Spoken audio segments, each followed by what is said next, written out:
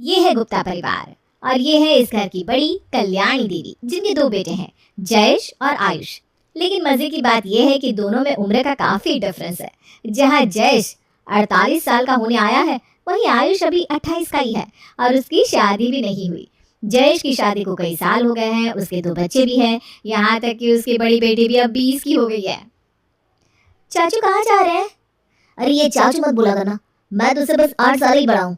भैया कहा कर मुझे। सही बात तो है पिंकी, इतने बड़े भी नहीं है हमारे देवर जी, मेरे तो बेटे जैसे ही हैं।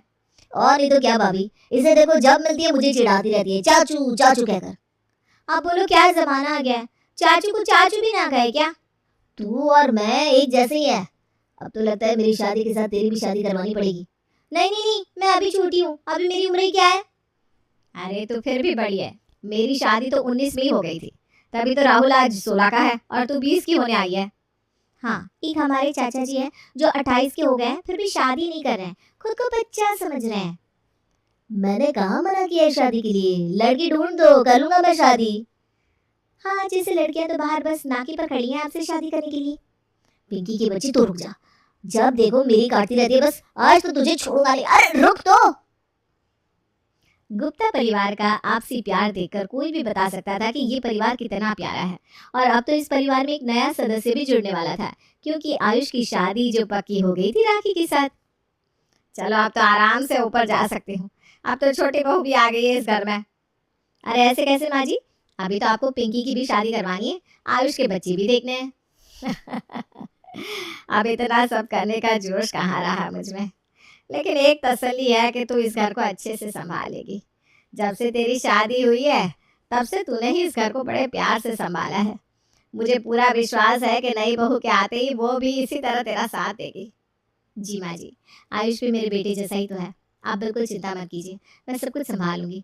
आयुष की शादी में खुशी से पूरा परिवार झूम उठा था।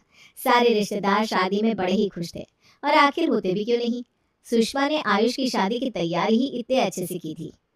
सुषमा मानना पड़ेगा, सारी तैयारियां बहुत सुंदर की है तुमने।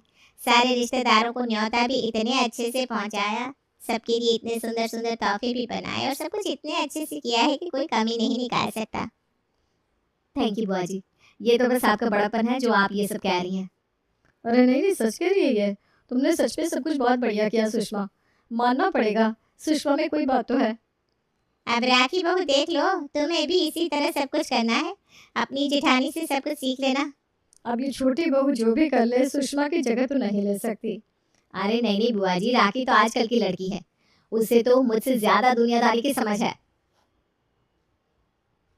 अरे आजकल की लड़कियों को सिर्फ फोन चलाना आता है सुषमा, और कुछ नहीं। अरे कोई बात नहीं, सुषमा है ना, राखी को भी सब कुछ सिखाई देगी। इन्हें और कोई काम नहीं है क्या? कब से बस भाभी की तारीफ किए जा रही हैं। अब भाभी आई है ऐसी कि कोई भी इनकी तारीफ किए बिना रह नहीं सकता। लो, ये भी भाभी का भक्त निकला। ऐसा तो क्या है सुषमा भाभी में, जिसे देखो तारीफ ही किए जा रहा है इनकी बस। राखी को आते ही सुषमा की तारीफ सुनकर गुस्सा आ रहा था। उसे लग रहा था कि सब लोग उसे नीचा दिखाने के लिए ये सब कर रहे हैं। अगले दिन सारे मेहमान घर पर ही राखी का इंतजार कर रहे थे, क्योंकि आज उसकी पहली रसोई की रस्म थी। अरे सुबह के 8 बज रहे हैं, अभी तक राखी बहू आई नहीं, क्या हुआ, अभी तक उठी नहीं है क्या? अरे बुआ जी, वो कल शादी की थकान उतरी नहीं होगी ना, इसलिए बस आती होगी। सुषमा तू जाकर देख ले, इतनी देर क्यों लग रही है उसे? माँ जी रहने दीजिए ना, आती होगी नीचे, तब तक मैं सबके लिए चाय रख देती हूँ, सबकी पसंद की मसाला वाली चाय। हाँ वही कर दे, पता नहीं राखी बहू कब आएगी, कब रसोई बनाएगी और कब हम खाएंगे। अरे ताई जी, मैं ना आपके लिए चाय और मठरी दोनों लेकर आती हूँ, मैंने घर पर ही बनाई है, आपको मजा आ जाएगा। जीती रहे बेटा तू। राखी को आने में 8:30 हो गए, तब तक सुषमा ने सबको चाय और मठरी का नाश्ता करवा दिया था। राखी बहू, इतनी देर हो गई तुझे नीचे आने में? माँ जी थकावट ही इतनी थी कि आंख ही नहीं खुली। और ये तुमने क्या पहना है? पहले दिन ससुराल में साड़ी पहननी चाहिए ना। मैंने कहा तो था कल तुम्हें राखी कि सुबह साड़ी पहन के आना। हाँ आपने कहा था, लेकिन मुझे साड़ी पहननी नहीं आती भाभी। ये लो, आपकी छोटी बहू को तो साड़ी पहननी ही नहीं आती। अरे कोई बात नहीं, पिंकी तुम्हें पहना देगी। पिंकी को आती है साड़ी पहनाना? अरे हमारी पिंकी को सब कुछ आता है छोटी बहू, घर का काम, साड़ी पहनना, खाना बनाना, सुषमा ने अपनी बेटी को सब कुछ सिखाया है। जाओ पिंकी, चाची की मदद कर दो बेटा। चलिए चाची, हम आपकी मदद कर देते हैं। पिंकी राखी को अच्छे से साड़ी पहना कर आती है। अब तक सब राखी की पहली रसोई का ही इंतजार कर रहे थे। अरे कल्याणी, 10 बज गए, आज रसोई बनेगी कि नहीं? अरे हाँ हाँ, बन जाएगी, अभी आ गई है ना राखी बहू, अभी बना देगी। हाँ, मैं अभी बना देती हूँ ताई जी। बताइए क्या खाएंगी? अच्छा, क्या क्या बना लेती हो बहू? जरा हम भी तो जाने कि क्या बनवाया आज तुमसे। हम दाल चावल, कढ़ी चावल, खिचड़ी ऐसा हल्का फुल्का बना लेते हैं ताई जी। वो क्या है ना, शादी के पहले हम रसोई में ज्यादा गए नहीं ना, इसलिए। हाँ, पर दाल चावल थोड़ी ना खाएंगी कल्याणी, यहाँ शादी में दाल चावल खाने थोड़ी आए हम। तो बाहर से ऑर्डर कर दूं बुआ जी? ये लो, पहली रसोई पे कह रही है बाहर से ऑर्डर कर दूं। अरे राखी बहू, आज तुम्हारी पहली रसोई है, आज तुम्हें ही खाना बनाना है। ऐसा करो, पनीर की सब्जी, खीर पूरी और सब्जियों का पुलाव बना दो। क्या इतना सब? चाची हम मदद कर देते हैं आपकी, चलिए। हाँ जाओ, दोनों मिलकर खाना बना लो, अब बहुत देर हो गई है ना पहले से। हाँ हाँ जाओ भाई। सुषमा देखना, कल से ये बाहर से ही ऑर्डर करेगी खाना। अरे तुम बुरा मत मानो राखी, ताई जी बस मजाक कर रही हैं। पिंकी की मदद से राखी खाना बना लेती है, लेकिन उसका पहला इंप्रेशन सब पे अच्छा नहीं पड़ा था, जिससे कल्याणी को बहुत बुरा लगता है और सारे मेहमानों के जाने के बाद वो राखी को फटकार लगाती है। राखी बहू, क्या जरूरत थी ऐसा कहने की कि बाहर से ऑर्डर कर दूं खाना? अरे तो इसमें क्या हो गया? अब मुझे इतना सब बनाने की आदत नहीं है, तो मैं क्या कर सकती हूँ? अरे तो सीखना पड़ता है ना ससुराल में सब कुछ, तुम्हारी तरह नहीं कि आलसी होकर कह दिया बाहर से मंगवा देते हैं। हमारी सुषमा पिंकी से भी छोटी थी जब ब्याह कर आई थी इस घर में, उसके बाद भी उसने सब कुछ सीखा। आज उसे पिज्जा बर्गर सब कुछ बनाना आता है। हाँ तो आप उनसे ही बनवा लीजिए, आपको मेरी क्या जरूरत है? राखी, ये किस तरह से बात कर रही हो तुम माँ से? हम बस जवाब दे रहे हैं उनकी बात का, और कुछ नहीं। देखो, हमारे घर में कोई भी बड़ों से इस तरह से बात नहीं करता। आयुष जाने दो ना, नई नई है, सीख जाएगी बाद में। सही कहा था बुआ जी ने, ये कभी सुषमा जैसी बन ही नहीं सकती। ससुराल में सुबह के तमाशे के बाद राखी और तिल मिला गई थी। उसके मन में सुषमा के प्रति जलन की भावना ने जगह ले ली, लेकिन अब वो समझ गई थी कि सुषमा के खिलाफ इस घर में कोई कुछ भी नहीं सुनने वाला, उसका खुद का पति भी नहीं। जिसे देखो सुषमा सुषमा करते रहता है, जैसे कहीं की महारानी हो वो। मुझे नहीं बनना भाई उनके जैसा देहाती। चाची, हम अंदर आ सकते हैं? हाँ आ जाओ। हम अपने लिए कोल्ड कॉफी बना रहे थे, तो आपके लिए भी बना दी, ये लीजिए। वाह, कोल्ड कॉफी हमें बहुत पसंद है। हमें चाचू ने बताया था, हमें लगा आपका मूड भी अच्छा हो जाएगा। Thank you. वैसे तुम्हारी पढ़ाई पूरी होगी क्या? हाँ, इसी साल हमने अपना ग्रेजुएशन पूरा कर लिया। अच्छा, फिर तुम्हारा कोई दोस्त वोस्त है कि नहीं? क्या मतलब? अरे अब हमसे क्या छुपाना, तुम जवान हो, आजकल की लड़की हो, कोई ना कोई तो होगा ही जिसे तुम पसंद करती होगी, या कोई तुम्हें पसंद करता होगा। अरे हमसे मत छुपाओ, हम दोनों सहेलियों की तरह है, बताओ ना। नहीं चाची, ऐसा कुछ भी नहीं है। तुम्हारी मुस्कान बता रही है कोई तो है, अब हमसे मत छुपाओ। देखो, हम किसी से कुछ नहीं कहेंगे, सच, ये बात तुम्हारे और हमारे बीच ही रहेगी। आप सच कह रही है ना? अरे हाँ भाई, तुमसे झूठ क्यों कहेंगे? एक लड़का है जो हमें पसंद करता है बहुत, लेकिन हम ना उससे दूर ही रहते हैं, सच में, और वो हमें मैसेज भी करता रहता है। अरे बस इतनी सी बात है, तुम जवान हो, तुम्हें बात तो करनी चाहिए, इसमें तो कोई बुरी बात नहीं है। हमारे कॉलेज में ना बहुत सारे दोस्त थे। सच चाची? हाँ, हम तो उनके साथ घूमते थे, फिरते थे, बातें करते थे। आजकल ना ये बड़ा ही आम हो गया है, हमें तो विश्वास ही नहीं हो रहा कि तुम मुझसे बात भी नहीं करती हो। वो क्या है ना, मम्मी को ये सारी बातें पसंद नहीं है, इसलिए हम ऐसी बातों से दूर ही रहते हैं। अरे आपकी मम्मी ना पुराने ख्यालों की है, आजकल तो अगर लड़कियां लड़कों से बात नहीं करती तो उन्हें बुद्धू कहा जाता है।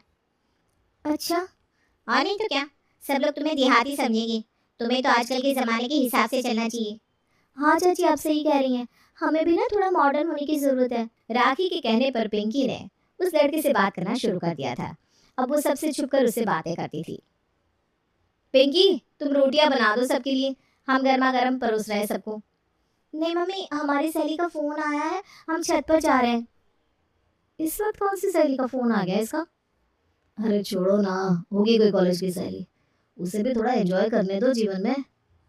ठीक है, हम उससे बाद में पूछ लेंगे कि किसका फ़ोन था, अभी हम सबके लिए रोटियां बना देते हैं। पिंकी पहले तो सिर्फ उस लड़के से बात ही करती थी, लेकिन अब तो छुपकर उससे मिलने भी जाती है, वो भी घर पर झूठ बोलकर। अरे पिंकी, इतना बन ठन कर कहाँ जा रही हो बेटा? वो मम्मी, आज ना रिया का जन्मदिन है तो हम उससे मिलने जा रहे हैं। सब सहेलियाँ, उसके बाद साथ में नाश्ता भी करने जाएंगे। अच्छा, तो तुमने ये पहले क्यों नहीं बताया? और रिया का नंबर दे दो हमें, अगर देरी होगी तो पापा लेने आ जाएंगे। अरे मम्मी, अब हम बड़े हो गए हैं ना, अभी तो मैं कहीं आने जाने दो, हर बात पे रोकना टोकना जरूरी है क्या? हाँ भाभी, पिंकी बच्ची थोड़ी ना है, जाने दीजिए उसे।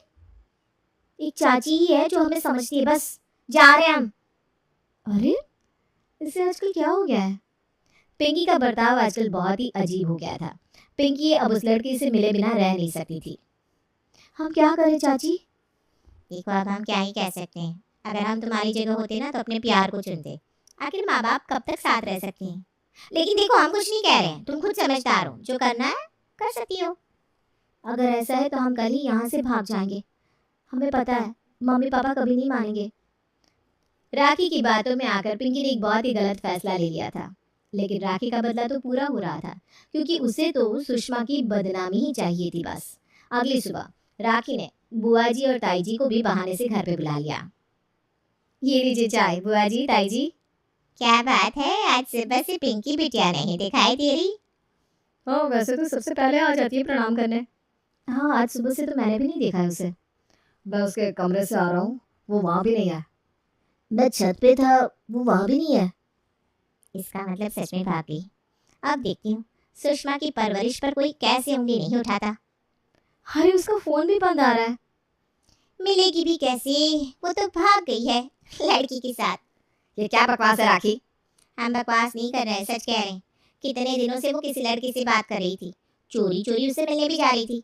हमने तो उसे बहुत समझाया, लेकिन देखो आज वो भाग ही गई यहाँ से। नहीं नहीं, मेरी पिंकी ऐसा कभी नहीं कर सकती है। भाभी, आपने क्या ही संस्कार दिए हैं उसे। पूरे घर का नाम बदनाम कर दिया उसने, किसी को मुंह दिखाने लायक नहीं छोड़ा। पिंकी ऐसा कैसे कर सकती है? भाभी, आपको तो उस पर ध्यान देना चाहिए था। आपकी लापरवाही की वजह से आज उसने ये कदम उठा लिया, देखो तो। चाची, मम्मी की लापरवाही की वजह से नहीं, मेरी खुद की भूल थी जो मैं किसी के बहकावे में आ गई। पिंकी तो कहाँ चली गई थी? माँ, मैं मंदिर गई थी अपने मन को शांत करने के लिए। मैंने ऐसा कोई भी काम नहीं किया जिससे हमारे परिवार को शर्म का सामना करना पड़े। हाँ, कुछ वक्त के लिए मैं बहक जरूर गई थी, लेकिन आपके संस्कार ने मुझे कुछ भी गलत नहीं करने दिया। मैं जानती थी सुषमा की परवरिश कभी गलत हो ही नहीं सकती। तभी मैं सोचूं आज राखी ने हमें घर पर क्यों बुलाया है, यही तमाशा करने के लिए? माँ, पापा, चाचू, चाची ने मुझे गलत सलाह दी थी कि मैं लड़कों से बात करूं, उनसे मिलूं, नहीं तो सब लोग मुझे देहाती कहेंगे। और तो और उन्होंने मेरे दिमाग में ये भाग जाने का गलत ख्याल भी डाला था। तुम जब से इस घर में आई हो ना, तब से कुछ ना कुछ गलत ही कर रही हो, लेकिन फिर भी मैंने कुछ नहीं कहा। लेकिन आज तो तुमने सारी हदें पार कर दी। अरे, मैं तो बस उसे आज के जमाने से चलने के लिए कह रही थी। नहीं नहीं, इसका असली मकसद सुषमा को बदनाम करना था। हमारे हंसते खेलते परिवार में न जाने कहाँ से ये नागिन आ गई है। इस नागिन को हमारे घर से आज ही बाहर निकाल देना होगा माँ, नहीं तो ये पूरे परिवार को डस लेगी। निकल जाओ हमारे घर से। हाँ हाँ, तो तुम्हारे घर में रहना भी कौन चाहता है, मेरे भी कई चाहने वाले हैं। तू अभी निकल रही है कि मैं धक्के मार कर निकालूं? राखी चली जाती है। सुषमा, तू रो मत, ये तेरे ही संस्कार है जो पिंकी ने कुछ भी गलत नहीं किया। नहीं तो तेरी देवरानी ने तो आज तेरी बेटी को भगा ही दिया था।